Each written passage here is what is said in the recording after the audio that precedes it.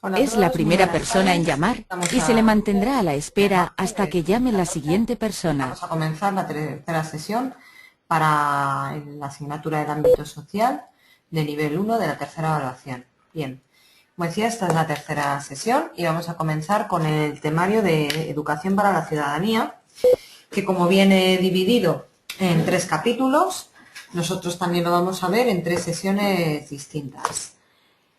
Por lo tanto, quedarían la sesión de hoy, que veremos el capítulo primero.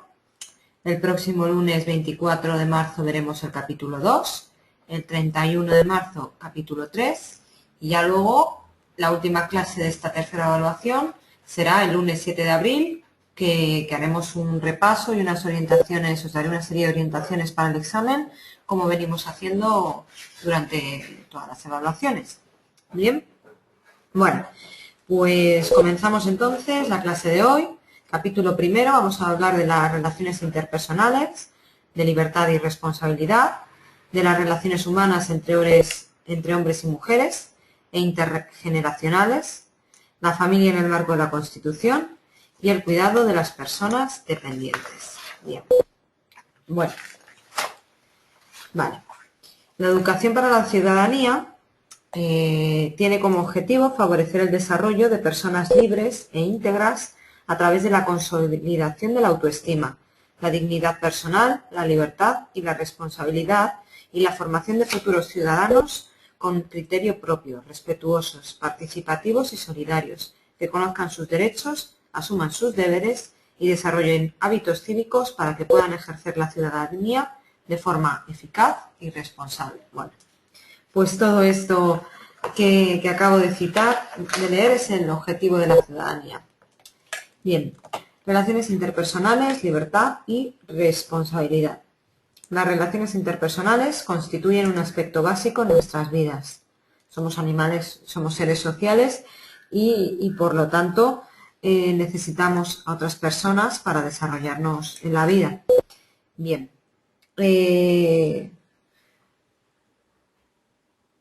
La primera, ¿qué quiere decir esto también? Que no solamente las relaciones personales funcionan como medio para alcanzar determinados objetivos, sino como un fin en sí mismo, ¿vale? O sea, la relación entre las personas es un objetivo que todos los seres necesitamos alcanzar. Es un objetivo en sí mismo. Bien. La primera conclusión a la que podemos llegar es que la promoción de las relaciones interpersonales no es una tarea optativa o que pueda dejarse al azar, es algo necesario. Vamos con la definición de libertad. Solemos definirla como un derecho natural, un valor de la persona sin importar sexo, edad o cualquier otra diferencia, como pueda ser de religión, procedencia, orientación política, etc. La libertad de una persona termina cuando ésta entra en contacto con la libertad de otra, que se suele decir, ¿no? Mi libertad acaba donde empieza la de la siguiente persona. Es decir, yo soy libre, pero también tengo que ser consciente de que vivo en una sociedad y de que no puedo hacer todo lo que me dé la gana, ¿no? Porque estaría invadiendo probablemente la libertad de otras personas, ¿no? O sea, yo no puedo coger y porque quiera quitarle a alguien algo que le pertenece, porque estaría privando de un derecho a otra persona, ¿vale? Estaría invadiendo la libertad de otra persona. Bien. Bueno. Esta libertad también implica una responsabilidad, ¿no? Que es, yo soy libre de elegir, pues, lo que quiero hacer en la vida, ¿no? Si quiero estudiar tal cosa, hacer esta otra, bueno, en función de las posibilidades y los recursos que tenga, ¿no? Pero bueno, yo soy libre de tomar muchas decisiones, simplemente a lo largo del día, ¿no? Pues soy libre de quiero desayunar esto o esto otro, pero esta libertad también a veces, pues claro, conlleva una serie de responsabilidades, ¿no? ¿Qué va a ocurrir si hago esto, si hago esta otra cosa, ¿no? Va a influir en la libertad de otros, en las... no sé, pues en el desarrollo de otras personas, ¿no? Por ejemplo, si tengo hijos, pues no puedo hacer todo lo que me dé la gana, ¿no? Porque tengo bajo más responsabilidad a otras personas.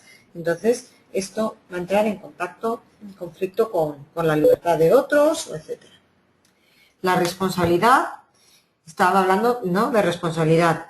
¿Qué es? Pues la virtud de asumir el cumplimiento de las obligaciones en forma consciente, voluntaria y satisfactoria en provecho personal. Todos tenemos, por tanto, derechos y obligaciones. Sin duda, el principal derecho es la libertad y la principal obligación es ser responsables, ¿vale? Por eso estábamos hablando de libertad y responsabilidad. Responsables, por supuesto, de nuestros actos. Relaciones humanas entre hombres y mujeres y también relaciones intergeneracionales. Al definir la libertad lo hemos hecho como un derecho sin importar sexo ni edad. Por tanto, es igual para todos. Sin embargo, la discriminación hacia la mujer es parte de la discriminación que los fuertes ejercen sobre los débiles en defensa de sus privilegios. Unos privilegios que a lo largo de la historia se ha pretendido justificar por razones étnicas, de sexo o de mérito. Pero hoy sabemos que no tienen fundamento alguno. Todos somos iguales y todos tenemos que tener los mismos derechos. No se puede discriminar a nadie por ninguna razón que nos diferencie, ¿vale? Yo no puedo discriminar a nadie porque sea hombre o mujer, más joven o más mayor, más rico o más pobre, o más alto o más bajo, ¿vale?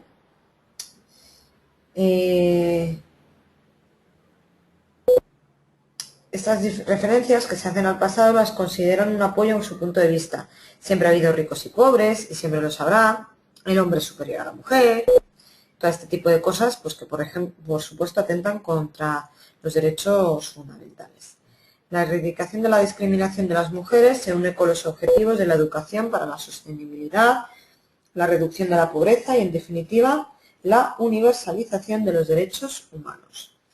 Hablar de igualdad de sexos, o como es más frecuentemente aceptado, de igualdad de género, es referirse a un objetivo contra una realidad de discriminaciones y segregación social, es decir, segregación, separación.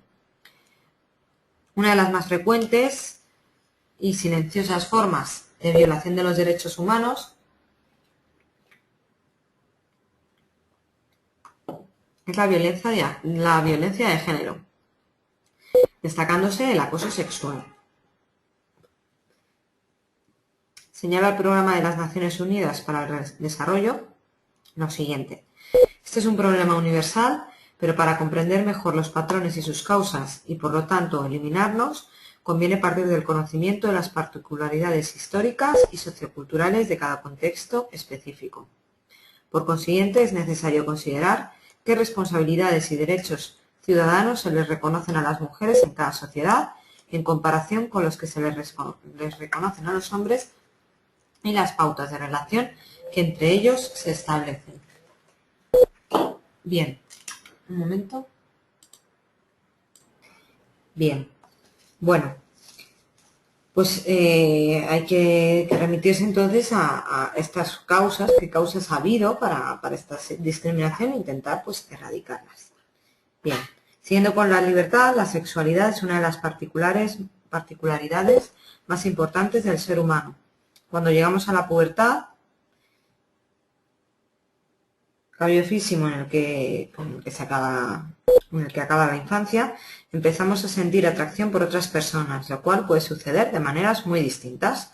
Una parte de nosotros siente una inclinación hacia personas de distinto sexo, lo que se conoce como heterosexualidad, y otra parte se inclina por personas del mismo sexo, es la homosexualidad. También hay quienes piensan que la sexualidad es únicamente una forma de reproducirse y por eso consideran que solo son aceptables las relaciones que conducen a tener hijos. Por tanto, solamente van a ser heterosexuales y condenan cualquier forma homosexual. Bueno, a los hombres que se sienten atraídos por otros hombres se les conoce como gays y a las mujeres que les atraen otras personas como lesbianas. Cualquier otro término referido a estas personas homosexuales, sean hombres o mujeres, suelen ser términos despectivos que no se deben utilizar, ¿vale? Los términos correctos son los que acabo de decir, gays o lesbianas, o como término general que comprende a ambos, homosexuales. Según estudios recientes, entre un 5 y un 10% de la población manifiesta una orientación homosexual. A pesar de que la homosexualidad se ha practicado abiertamente en muchas culturas del pasado, por ejemplo en la civilización griega y del presente, Nuestra sociedad ha creado una serie de prejuicios absolutamente erróneos hacia personas que manifiestan estas orientaciones sexuales. Porque, ya lo veremos en los derechos humanos, no se puede discriminar a nadie por una cuestión de este tipo, ¿vale? Por ninguna cuestión menos de este tipo. Bien. Los gays y lesbianas viven como las demás personas, están presentes en todas las clases sociales, en todas las profesiones, en la política, etc. En resumen, en todos los ámbitos en los que las personas se manifiestan. Respecto al tratamiento legal de la homosexualidad, el artículo 14 de la Constitución reconoce el derecho a no ser discriminado por ninguna circunstancia personal y el Código Penal considera la homofobia, es decir, el odio a los homosexuales, como un factor agravante a la hora de aplicar ciertas penas, ¿vale? No como un atenuante, sino como un agravante, como algo peor todavía, que una causa haya sido la homofobia. A pesar de esto, la comunidad homosexual continúa reivindicando una equiparación real con los heterosexuales en otros aspectos, como por ejemplo el reconocimiento del derecho contra el matrimonio. Hoy en día en España es absolutamente legal, o adoptar un hijo. Pero bueno, todavía hay muchos países en los que se condena. Por ejemplo, Rusia ahora mismo, que está muy presente en los telediarios. Bien.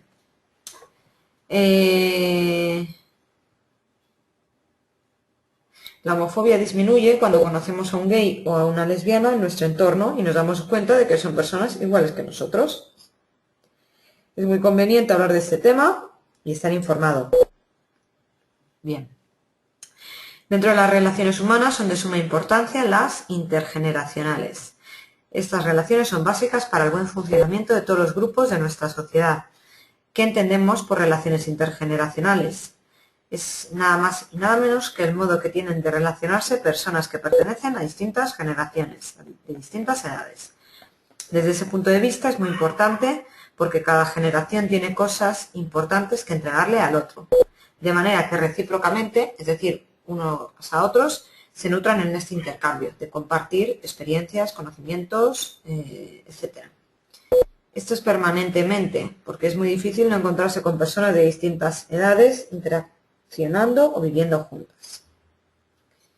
¿Vale? Hoy en día, pues por ejemplo, los abuelos que cuidan de sus nietos porque los padres tienen que estar trabajando muchas horas fuera de casa.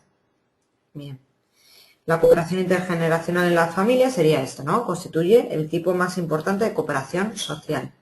La cooperación familiar se manifiesta en diversidad de funciones, asistencia a las necesidades primarias, alimentación, vestido, vivienda, educación social y transmisión de los valores familiares y culturales del grupo. Ayuda económica en cualquier momento, según la necesidad del sujeto, y apoyo emocional desde el nacimiento hasta la muerte. Desde que nacemos hasta que morimos siempre tenemos, vamos, la inmensa mayoría de las personas, una familia que nos respalda, nos ayuda, nos apoya, etc., nos comprende. Las relaciones intergeneracionales son el pilar de las buenas relaciones sociales y la existencia de un estado armónico de comprensión y aceptación de todas las etapas de la vida humana. No es de extrañar que en las próximas generaciones asistamos a un cambio de mentalidad en los padres respecto a sus hijos, cambiando el concepto de solidaridad entendida no tanto como la ayuda de hijos a padres, sino de la sociedad en general a los adultos mayores. El concepto de solidaridad aplicado al entendimiento del asunto de la vejez es el único camino para la integración y la participación de todos los componentes de la sociedad. Que viene esto en relación pues a que, por ejemplo, las personas de la tercera edad no son personas que no, los ancianos que no sean útiles en la sociedad, son muy útiles, entonces tenemos que hacerlos partícipes y aprovechar esa utilidad que nos pueden dar, ¿no? Bien, porque siempre podemos aprender unos de otros, no importa la edad, por supuesto, que tengamos, ni nada. O sea, tenemos que ser todos solidarios con todos mismos, todos formamos conjunto de una sociedad, no se puede apartar a determinado grupo de personas, por supuesto hemos visto porque sea mujer, porque sean homosexuales o no, o porque sean mayores, ¿vale? Siguiente punto, la familia en el marco de la Constitución. La familia es una institución social presente en casi todas las culturas. Sin lugar a dudas, La familia es la institución sociológica jurídica más importante de todas, considerada como célula fundamental, constituye el centro de desarrollo y formación integral del ser humano. Por lo mismo, su regulación jurídica reviste una importancia fundamental, la misma que se expresa con el otorgamiento de diferentes dispositivos legales orientados a su protección integral. Históricamente, la familia ha estado formada por un matrimonio heterosexual, con sus hijos correspondientes. Se trata de la familia nuclear. También nos podemos encontrar con familias monoparentales, formadas por un padre o una madre y sus hijos. Monoparentales, o sea, los hijos que solo tienen un padre o una madre. A los dos no tienen padre y madre. Normalmente surgen por separación de los padres, madres que permanecen solteras o por una situación de viudedad, porque uno de los dos cónyuges haya fallecido. En nuestra sociedad este núcleo se ha ampliado y actualmente también hay parejas de homosexuales, ya sean dos hombres o dos mujeres, que pueden tener descendencia. Estos hijos pueden ser fruto de la adopción o bien hijos naturales o nacidos por medio de la fecundación asistida. Debemos tener bien claro que según la ley española, las parejas homosexuales se pueden unir en matrimonio, por lo que forman una familia que tiene los mismos derechos y obligaciones que la familia tradicional heterosexual, es decir, pueden adoptar, pueden tener hijos. Al mismo tiempo, hay familias que no han pasado por el ritual del matrimonio, pero que cumplen las mismas funciones. Este modelo familiar se llama parejas de hecho, que en España también es posible registrarse. Yo me puedo registrar como pareja de hecho con otra persona, ¿vale? No es un matrimonio, pero sí que incluyen una serie, a lo mejor algunos de vosotros, vuestra situación actual, vuestro estado civil es este, ¿no? Sois pareja de hecho con otra persona y, bueno, pues tenéis una serie de derechos porque son reconocidos por las leyes españolas. Hay un hecho común en todos estos tipos de familia en España y es el carácter monógamo de las mismas, es decir, solo puedo tener un cónyuge, o sea, puedo casar con un hombre, con una mujer, pero solo con una persona, no con dos, ¿vale? La ley permite la unión de un cónyuge con otro solamente, no puede haber poligamia. Unión de un cónyuge con dos o más cónyuges, como sucede en otros países, principalmente los islámicos. Bien, vamos a ver lo que dice la Constitución en referencia a las familias. Artículo 39. 1. Los poderes públicos aseguran la protección social, económica y jurídica de la familia. 2. Los poderes públicos aseguran asimismo la protección integral de los hijos, iguales estos ante la ley, con independencia de su filiación y de las madres, cualquiera que sea su estado civil. La ley posibilitará la investigación de la paternidad. Los padres, 3. Esto viene en referencia pues cuando alguna vez algún famoso hemos oído que se ha tenido que someter a pruebas de paternidad porque la ley así la ley le ampara, ¿no? A la madre o a los hijos. 3. Los padres deben prestar asistencia de todo orden a los hijos, habido dentro o fuera del matrimonio, durante su minoría de edad y en los demás casos en que legalmente proceda. Es decir, uno no puede librarse de su deber de mantener a los hijos, sea menor o mayor de edad, esté o no casado, o que haya querido no tenerlo. 4. Los niños gozarán de la protección prevista en los acuerdos internacionales que velan por sus derechos. Bien. El matrimonio entre personas del mismo sexo en España fue legalizado en 2005. En 2004 el PSOE, dirigido por José Luis Rodríguez Zapatero, presidente del gobierno, se presentó a las elecciones con un programa que incluía el compromiso de posibilitar el matrimonio entre personas del mismo sexo y el ejercicio de cuantos derechos conlleva. Como digo, fue tras el triunfo socialista y la formación del gobierno, después de mucho debate, el día 30 de junio de 2005 se aprobó la ley que modificaba el Código Civil y permitía el matrimonio entre personas del mismo sexo, y como consecuencia de esto, otros derechos como la adopción conjunta, herencia y pensión. La ley fue publicada el 2 de julio de 2005 y el matrimonio entre personas del mismo sexo fue oficialmente legal en España el 3 de julio de 2005. Bueno, ya casi, bueno, va a hacer va a hacer 9 años dentro de unos meses, así que ya parece que lo que en un principio parecía algo que no podíamos entender, pues bueno, ya forma parte de nuestra vida cotidiana, ¿no? Bien, a pesar del apoyo del 66% de los españoles al matrimonio homosexual, la tramitación de esta ley se vio acompañada de movilizaciones sociales en contra, siendo la Iglesia Católica, en particular, la que se opuso mayoritariamente a esta ley, considerándola un ataque a la institución del matrimonio. Bien. Veamos lo que dice la Constitución al respecto. La Ley 13/2005 reforma el Código Civil en lo concerniente al derecho a contraer matrimonio. En particular, esta reforma añade un segundo párrafo al vigente artículo 44 del Código Civil, manteniendo el primer párrafo intacto. El hombre y la mujer tienen derecho a contraer matrimonio conforme a las disposiciones de este código. El matrimonio tendrá los mismos requisitos y efectos cuando ambos contrayentes sean del mismo o de diferente sexo. Las restantes modificaciones del Código Civil efectuadas por la Ley 13/2005 van dirigidas a sustituir las expresiones marido y mujer por cónyuges y padre y madre por progenitores. Como consecuencia de esta reforma, 2 mujeres o 2 varones pueden contraer matrimonio y ese matrimonio tiene la misma naturaleza, requisitos y efectos que el que podían contraer, y tras la reforma pueden seguir contrayendo una mujer y un varón. Bien, estos efectos se extienden a todas las materias en las que el matrimonio tenga relevancia: derecho de sucesiones, derecho de residencia, adopción de los hijos del cónyuge, efectos tributarios para la declaración de la renta, derecho a no declarar contra el cónyuge en un juicio, alimentos, separación, divorcio, etc.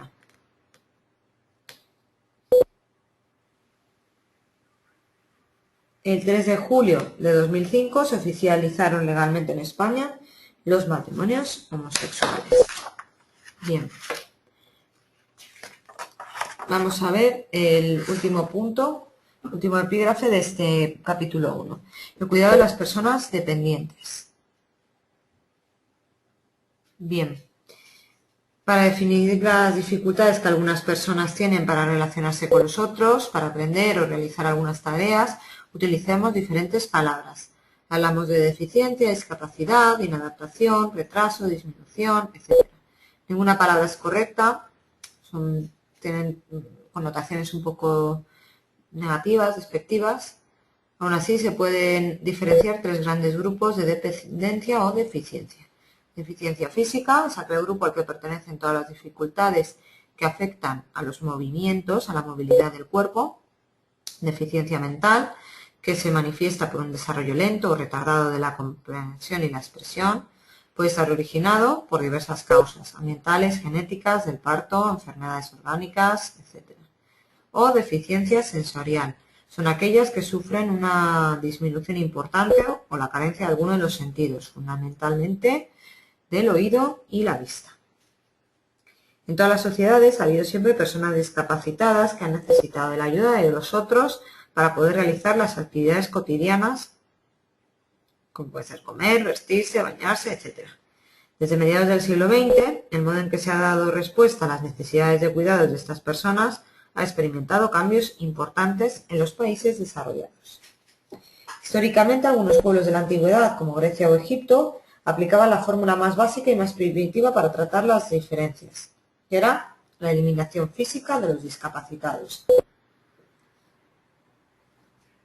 En el siglo XIX se inician las primeras prácticas humanitarias por la educación de los menores con deficiencias, aunque reducidas a escuelas residenciales de escasa calidad y fiabilidad.